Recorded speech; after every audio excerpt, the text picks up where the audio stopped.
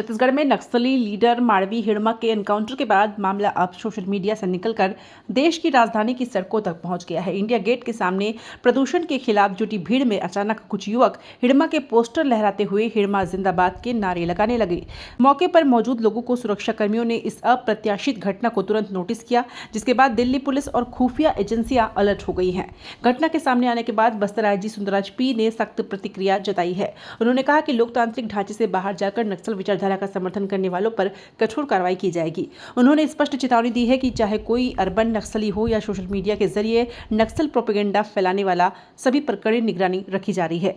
IG ने यह भी कहा कि शहरों में इस तरह की गतिविधियां नक्सली नेटवर्क के नए रुझान की ओर इशारा करती है, जो सुरक्षा एजेंसियों के लिए गंभीर चिंता का विषय है।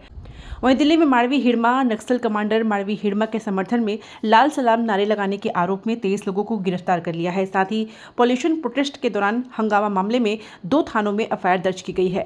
आरोपियों पर बीएनएस की धारा 223A, 132, 221, 121A, 126(2), 3(5) के तहत दर्ज की गई है। सभी को दिल्ली के पटियाला हाउस कोर्ट में पेश किया जा रहा है। बता दें कि हिड़मा की हाल ही में आंध्र प्रदेश में पुलिस मुठभेड़ में मौत हुई थी।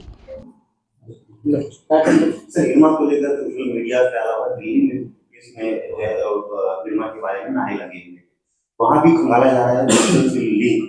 तो इस पर क्या लीगल एक्शन लिया जाएगा सोशल मीडिया के थ्रू, और उसमें क्या बस्तर से जोड़ा जा सकता है? विगत दिनों में छत्तीसगढ़ के सीमावर्ती आंध्र प्रदेश की ESR जिला में आंध्र प्रदेश पुलिस एवं माओवादियों के बीच में हुई मुठभेड़ के पश्चात सेंट्रल कमेटी मेंबर और दंडकांड स्पेशल जोन कमेटी के सचिव माड़वी हिड़मा सहित टोटल 6 माओवादियों का डेड बॉडी सुरक्षा बल द्वारा बरामद की गई। उसके पश्चात उसके वास्तव में क्या कुछ कार्रवाई रहा, इन सब के बारे में आंध्र प्रदेश पुलिस ने जो एक डिटेल प्रेस नोट जारी करके सभी विवरण को प्रस्तुत किए गए थे।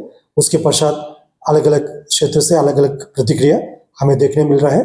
उन सबसे वही अनुरोध है, क्योंकि लोकतांत्रिक व्यवस्था में किसी प्रकार का हिंसा का कोई रास्ता नहीं है, कोई स्थान नहीं है। इस बात को कुछ माओवादी संगठन ने समझकर काफ़ी बड़ी संख्या में मुख्य धारा में लौटने के लिए सेंट्रल कमेटी से लेकर पोलिट ब्यूरो मेंबर से लेकर अन्य जो PLG कैडर्स और काफ़ी बड़ी संख्या में जो माओवादी संगठन के कैडर्स सामने आ रहे हैं, उन्हें शासन द्वारा स्वीकार करते हुए समाज भी उनका स्वागत कर रहा है और उनके पुनर्वास के लिए सभी प्रकार की कार्रवाई की जा रही है।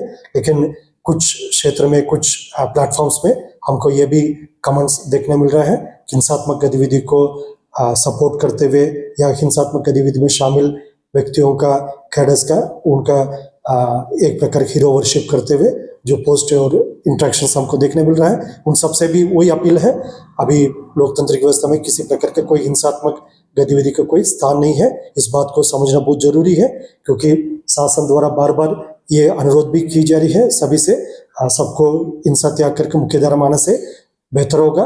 उनके पुनर्वास के लिए सभी प्रकार की सुविधा उपलब्ध की जा रही है। इसके बावजूद यदि कोई गैर कानूनी गतिविधि में शामिल रहेगा, यदि कोई जंगल के अंदर है या कोई अर्बन सेमी अर्बन एरिया में है या कोई भी माध्यम से, कोई सोशल मीडिया के माध्यम से, अन्य जितना भी जो तरीके से यदि कोई हिंसा का सपोर्ट करते हुए या हिंसात्मक गतिविधि में स्वयं प्रत्यक्ष रूप से या अप्रत्यक्ष रूप से शामिल होगा, और उनके खिलाफ कानून अपना कार्रवाई करेगा। हिड़मा को लेकर किसी भी तरीके का परसेप्शन